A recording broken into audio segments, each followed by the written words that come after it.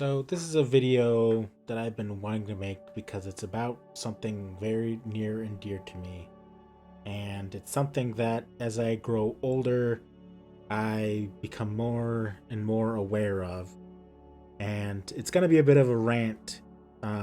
So if you don't really want to hear all the ums and ahs and whatever, I understand. Or if this subject, doesn't appeal to you, I understand as well. But I feel like I have to get off my chest. And before I do, let me start by saying, so that there's no misunderstanding, that I think that capitalism and businesses are great.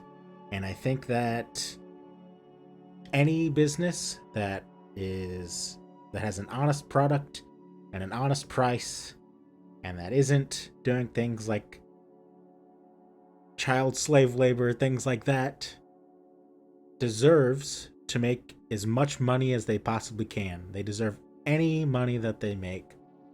And I have nothing at all against people trying to make money because everyone needs to make money at the end of the day. But this is about when your business becomes greedy, corporate greed.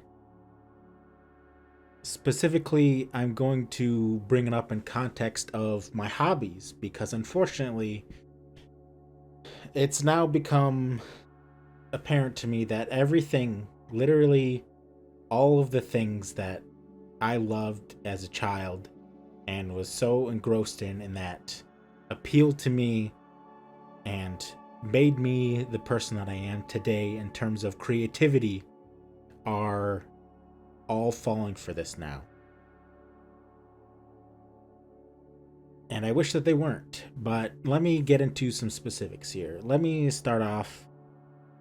First of all, Yu-Gi-Oh! I had to quit back in 2012, 13, 14. I don't remember the exact year. But I quit because the game had become more about the pockets of the executives, of the people that were printing the cards, than it was about the players. And before anyone makes this argument, I'm going to say, again, it's perfectly fine for a business to want to make money, and they, of course, are going to. But that's if, there's in our society, in the US at least, the way that we do things, not in like a communist society, the way that it's supposed to work, and even in the way that it was being propagandized to communists in the Cold War, is there's a push and there's a pull. The company, of course, wants to make more money and they want to, come up with ways to do that. But it's also the consumer gets to help decide the price because the consumer pulls back and they're like, hey, I don't like this product. I don't like this price. So you come to a median. That's what's important here, is that there is a median between the company making money and the consumer getting a good deal. Obviously, it's gonna go back and forth between which is actually happening. Like, is the consumer getting a better deal or is the company getting, more money, so on and so forth. But that's the basic idea here. There's supposed to be a back and forth relationship. It is not supposed to be just the company does literally everything they can to make money, because that's not how it works. And supporting that is dangerous because it causes what we're seeing. Now, I'm not an economic specialist. I'm not a mathematician. I'm not a legal expert. So this is all just the thoughts of somebody who's been deeply engrossed in these communities and someone who grew up poor and understands what it's like to have to squeeze every penny and dime. I'm not poor anymore, but I'm also not rich. But being poor, I think, gave me a very good perspective on things like this because I had to pinch my pennies and I literally couldn't afford to continue playing Yu-Gi-Oh! The way that it was going. But, sorry, I digressed a little bit there, but, so going back to Yu-Gi-Oh! Then, with Yu-Gi-Oh! It was mainly, what opened my eyes was that the Dragon Ruler cards were being limited, blah blah blah, except it was all too late already. They had already been destroying every other deck since before then, and they knew that these cards were not good for the format at the time. Literally, people will say, I've seen people say that a lot of people liked Dragon Ruler format, blah blah blah. However, I was there at the time playing with the players, talking in the forums, talking in the chat rooms, and the vast majority of people that I talked to at the time were sick of Dragon Rulers. Even the people playing Dragon Rulers.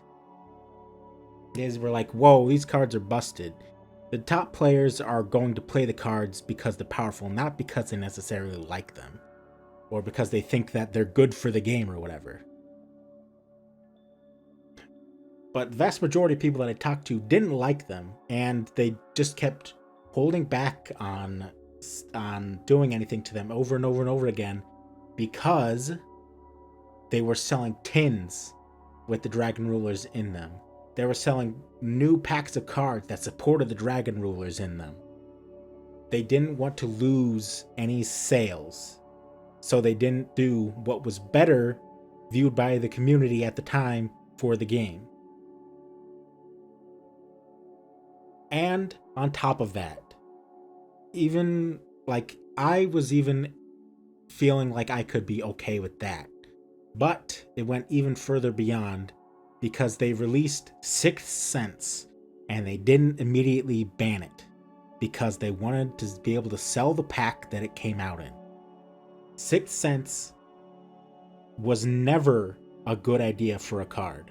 Never. It is the literal definition of broken because it doesn't even do what it's supposed to do. It's a card that you can draw 6 cards off of it. It's a card that even if you mill 6 cards off of it, you get huge value because the game is just not designed to be able to handle that anymore. And they didn't immediately ban it. It was already banned forever in the OCG. It was insane to me, and that's when it just became too much. There's this discussion that I saw, an article about the trust thermocline, which is when eventually someone can no longer feel their trust or keep their trust in a company, and they'll even go to an inferior product to escape from this breach of trust that they have, or completely give up with that product entirely. And once it's breached, you can't really go back. Because of that breach of trust, that I would say would be the biggest contribution to why I can't play modern Yu-Gi-Oh! And why I can only play Go format, which is 100% supported only by the community. And that's why I love Go format more than anything. It's not just nostalgia, but rather I really love the community too. And I love that the community decides all this stuff. Sorry, I'm getting a bit emotional now because I really do love Go format. But sorry, this is kind of going all over the place. But so Yu-Gi-Oh! Had that problem for me. It breached my trust. It eventually came to the point where I felt like I was just supposed to be a wallet for them, and the game itself was suffering because it was part of a business. And unfortunately, that is something that businesses, or rather games, suffer for eternally. Any game that's part of a business has a very high chance of suffering because there's always the pull of the people in charge of it to make choices that are more for their wallet than for the players. And again, businesses are allowed to make money. However, you should not simply accept at face value to take any money-making decision as an okay thing and that you have to accept it automatically. Like if suddenly Konami said, oh, well, by the way, booster packs are $50, is your response going to be, oh, well, they have to make money somehow, man. I'm still going to buy the $50 booster packs. No, it shouldn't be, because that's ridiculous.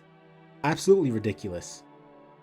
And people being upset about lower levels is just their own threshold, because it's going to be different for everybody.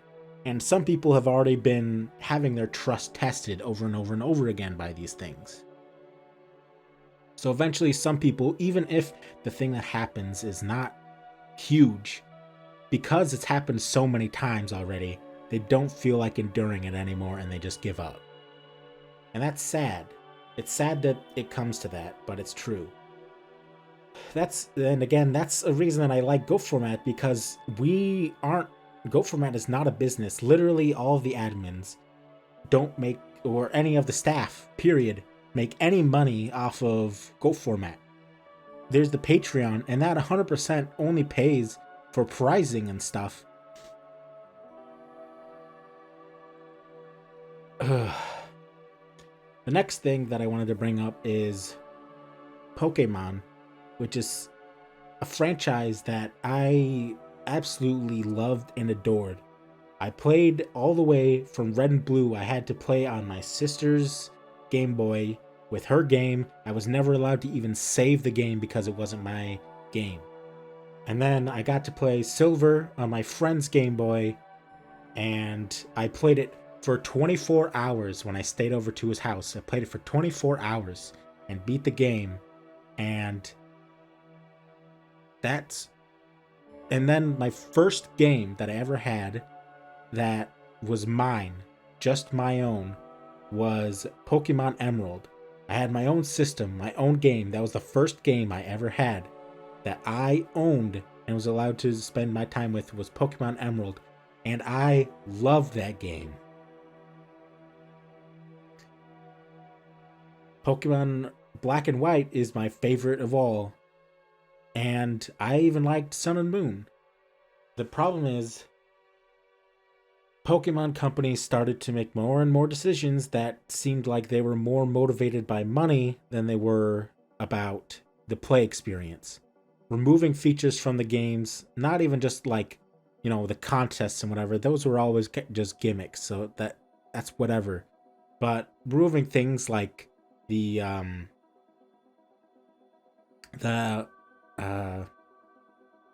after game things, being able to fight these difficult opponents, removing the ability to make your game more difficult, making it easier and easier and easier, and there's no way for you to actually, like, as a person who enjoys more of a challenge, to make it more challenging, unless you give yourself tons and tons and tons of rules. Like in the most recent games, you basically have to jump through a million hoops to be able to make the experience challenging at all, because they just give you so many tools that make it super easy. And here's the thing, I'm fine with games being easy, and I'm fine with games being hard. But the problem is that people have been asking for a harder game, and they haven't really listened.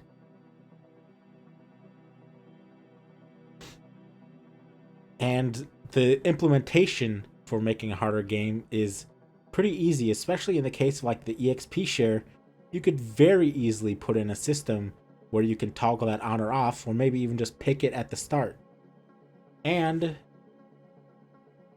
besides that, the quality, like, they've lied about a bunch of stuff in Pokemon, because they were like, oh, for Sword and Shield, I believe, they're like, oh, well, we had to make completely new models for all the things, that's why it took so long. And here's the thing, I actually don't care if a game has to be delayed, as long as it's not like 10 years or whatever. I mean, if it has to, it has to, but I'm not going to be upset or complain personally. because I think it's better for a better product to come out. But they were saying, oh, well, we had to start, full new models and everything. And then it turns out, no, in fact, you copied models and you copied animations. So why did you tell us that? Just tell us the truth. Just say, oh, well, it's going to take a little while longer. Why did you even have to lie? And anyway, it made it sound like you were making new models, so the game was going to be better. But no, it was just a copy, so I don't get it. And the graphics, now Pokemon has never been at the top of the echelon for graphics or anything like that, so you can't harp them too much because they've never been at that level. And Pokemon's at its core a much easier RPG than a lot of them, but the graphics were getting worse and worse, and the gameplay in that respect was getting worse and worse, and they were coming out with these insane unbalanced Pokemon and mechanics. Unbalanced mechanics, so much so that they had to, in online competition, they had to ban so many things that they never would have had to before, many times more bans than ever were required, and banning entire mechanics from the game because it was so unbalanced. Now, if they really only wanted it to be for small children, okay, I get that, but they already know that their audience is chock full of older, adults and teenagers. Their game is very widely appealing, and why can't they add ways to appeal to them? They don't have to make it an experience that's going to be more difficult for children, but why can't they add the tools to make it more appealing to the other people? And the reason it comes down to is companies will like these that are already big and that have already installed fan bases, like Pokemon and like Star Wars and like Magic the Gathering. They believe that their name alone will just carry the game into edition after edition, game after game, and sale after sale. But you can't, and I'm learning this more and more as I'm getting older, you can't settle for something just because you already know it. There's so many things that, just because you liked what it used to be does not mean you have to like what it is now. If you like what it used to be, then you can continue to experience what it used to be. You don't have to settle for something inferior that it is now. There's literally other choices that you can make instead of those things. And if you accept the inferior product and you show them your support by buying it, by praising it, and don't get me wrong, when there are things that are praiseworthy in all of the games, and it's not just black and white, it's strictly bad or strictly good. But you don't have to like the new thing just because the old thing was good too. And I know that's the easy path to take, is to try to accept the devil that you know versus the devil that you don't know. But when you give them your money and give them your support, you're telling them that what they did is okay, and they're allowed to continue lowering the bar more and more and more. Again, the graphics on the new Pokemon game are horrible. The graphics on the BS diaper games were horrible. When I saw them, I literally thought that I was watching gameplay from a fan game, and I was like, oh, this looks like an okay fan game for Emerald or something. And then I look down in the comments and people are talking about, this is the new BS diaper game. And I'm like, what? This doesn't even look like anywhere near like an actual functionable graphic set for a real game for a company that makes billions of dollars. And that's something you have to remember. They make billions of dollars. And yet they can continue to come out with products that are more inferior than the previous iteration. It doesn't make sense. Then the reason is because, one, they know that they can, because they have an installed user base that's going to just eat it up no matter what, because they don't know what else to do. And two, because they're being forced to release them year after year after year.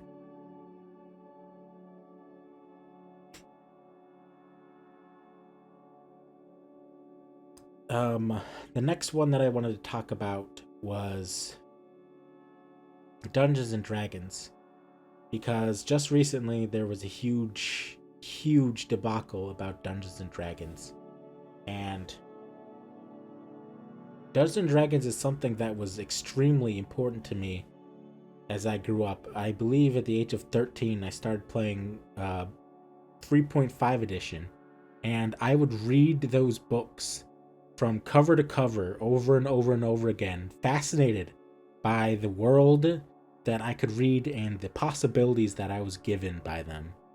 And I literally would just buy books constantly just to read all the cool stuff inside of them. I didn't even buy them for the actual game material. But then I went to 4th edition, and I actually liked 4th edition. A lot of people will harp on it. I think most of those people haven't actually played it, they just heard that's bad. But I actually liked 4th edition. It has its flaws, but 4th edition, I learned much later, didn't have the open games license that 3.5 did, which meant that people could not make their own material for it without potentially getting sued, without having to go through a bunch of obscurities or blah blah blah. Again, I'm not a lawyer, and I don't know the exact details, but this is basically the gist of it. Instead of the open gaming license, they just had a games license. So it wasn't just anyone can make third-party stuff for it. It was only people that they approve of can make material for it. And I believe that that was one major reason why it failed. There's even still this day a 4E wiki, and they had to change so many things on that wiki that it's barely recognizable as a game anymore. And the 4E wiki was great. I used it and posted stuff on there when I was a kid. Well, also the 4E homebrew wiki, which I don't believe even exists anymore.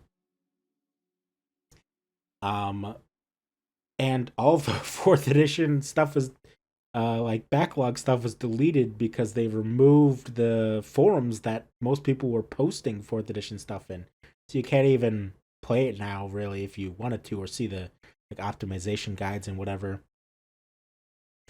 But yeah, but that change, that kind of killed the game. 5th edition came, and I started playing again. I hadn't played 4th edition since high school ended, because I didn't play with those people anymore because I moved away after high school, and I hadn't played D&D at all until 5th edition came out. I literally got the book the week after it came out in stores. I literally went to the bookstore to buy it.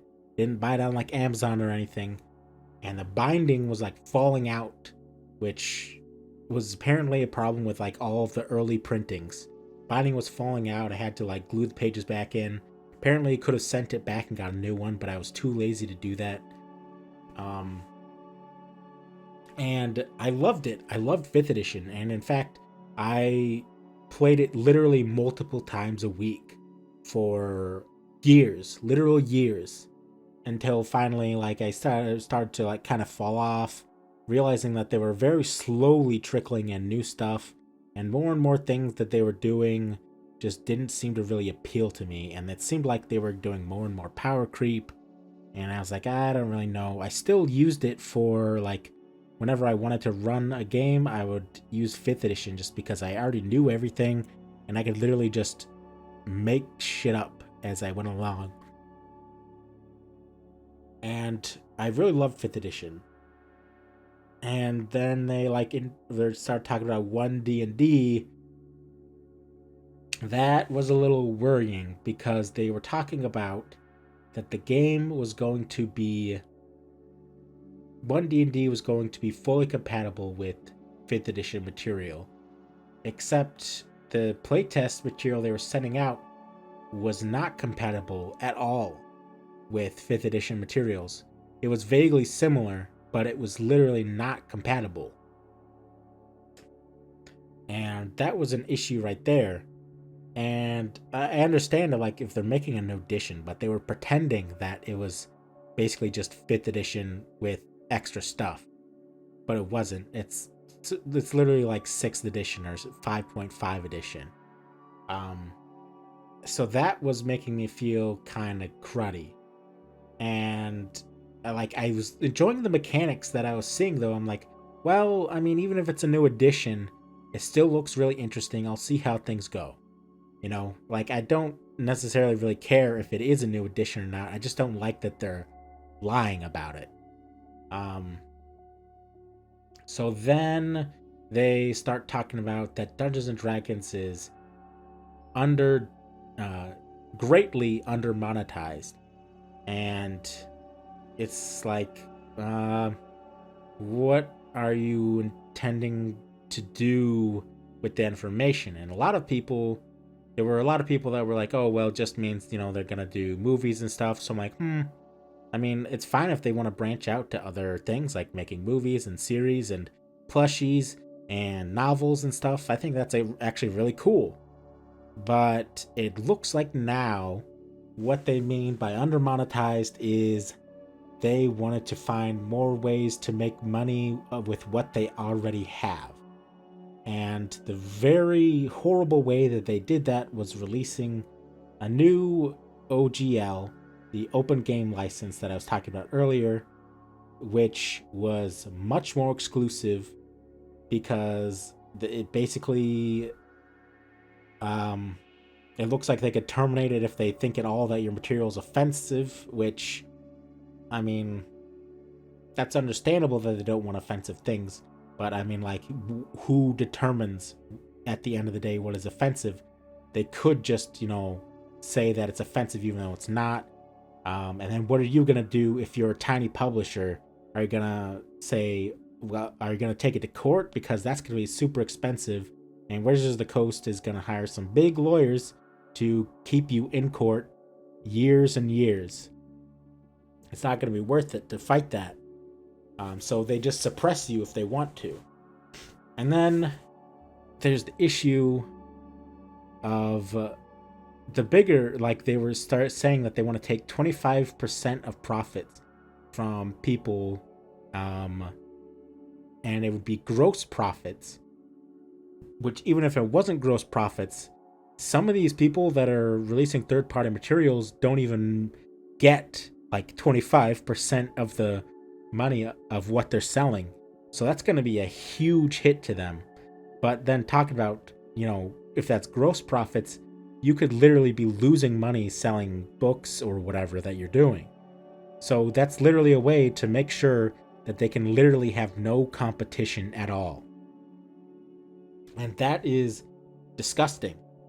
Because even if they did have competition that was being, you know, 25% of their gross profits were being sent to them, that company is going to grow much more slowly, and also they're making so much less money than they could have with something that already exists, that they are already allowed to use, but that Wizards of the Coast, Hasbro, so on, is trying to remove, because they wanted to remove the original OGL and only allow this new one, which allowed them so much more control over creators and to make so much more money from them because they're under monetized.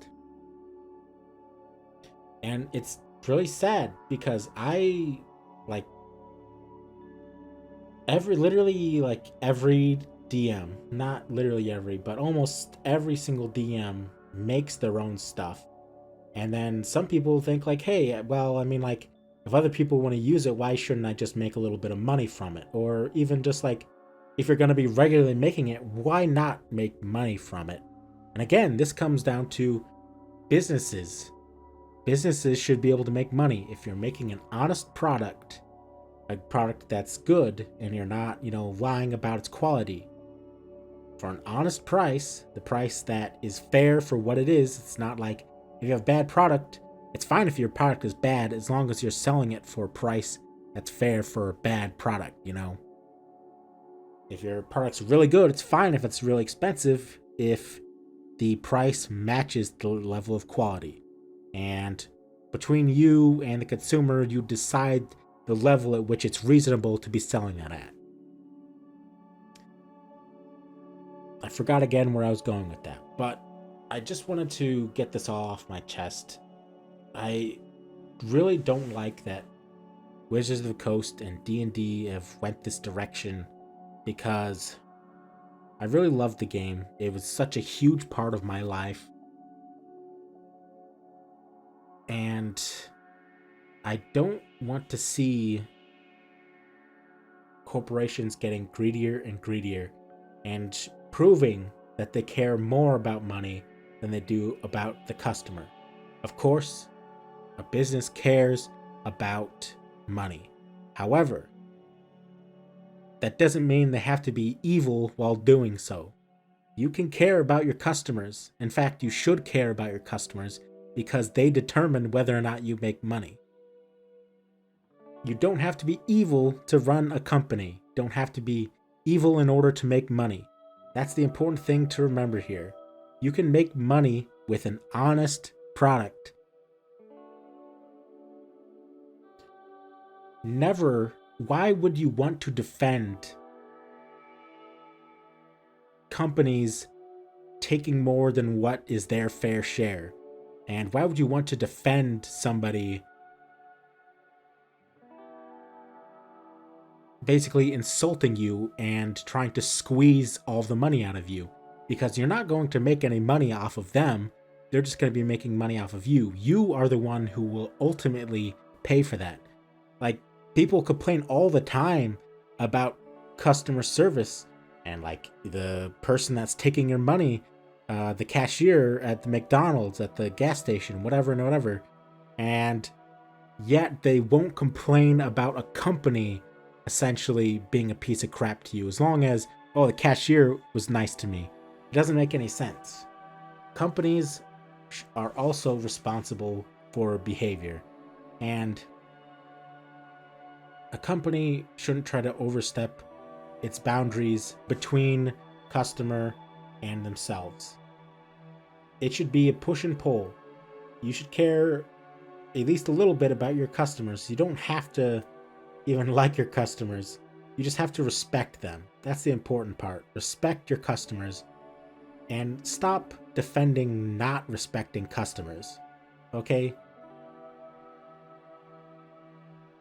I'm kind of going in a circle here, but that's basically the gist of everything I wanted to say.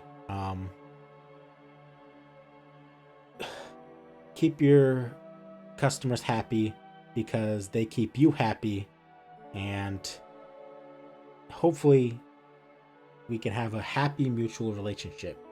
I'm hoping. I don't have much faith, but I'm hoping Yu-Gi-Oh! And Wizards of the Coast, Pokemon, so on, can be a little bit kinder to the people that are their customers and that have put so much love, attention, and faith and trust into them. I hope that they can fulfill that. And thank you very much for taking a listen. Probably put my foot in my mouth a couple of times, but I really wanted to get all of this stuff off my chest. Hopefully, some of it at least resonated with you. And even if not, well, hopefully at least now you understand more about the other side of the argument. Thank you very much and have a good one. Sorry, but there was one thing that I forgot to add in, and I remember just as I was editing, is that one of the reasons that we see this happening with the things that go back so far and that we love so much is that they change hands so often. Because they're big businesses, people want to own them more and more and more. And the reason is that they are taking it at the value of it as a business more than they are about the vision of the product, even if they, they are inherently going to be like that because they're more and more and more detached from the original vision, the original passion, the original goal. And they can't really help that because, that's just how it's going to be, but also because they are in it for the money. They saw that there's potential for money.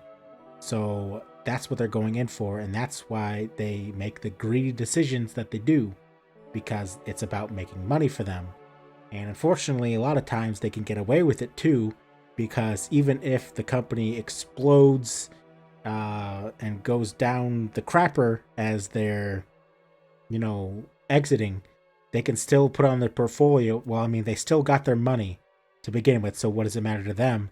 And then they could put on their portfolio, oh yeah, I oversaw the company at its highest profits of all time, so that means I am a good businessman. And I've seen people actually say that, like one guy who was a higher up for me before, that said that he worked for Kmart, and he said, oh, well, we saw like a 20% increase in this and that. But that dude was the dumbest person I've ever talked to. All he did was he lined his pockets and then he left. It's ridiculous. So keep in mind, as time goes on, unfortunately, like this happens too with sequels of movies and such, you'll see. They get bought up by people who just are in it for the quick buck, rather than somebody who's in it for the passion, which the passion and all of that is what the consumer, what the player, and so on and so forth, was in it for in the first place. The vision and the passion and all of that. But it's not seen the same way as the new people that are no longer really associated with that original thing. So yeah, thank you very much and have a good day.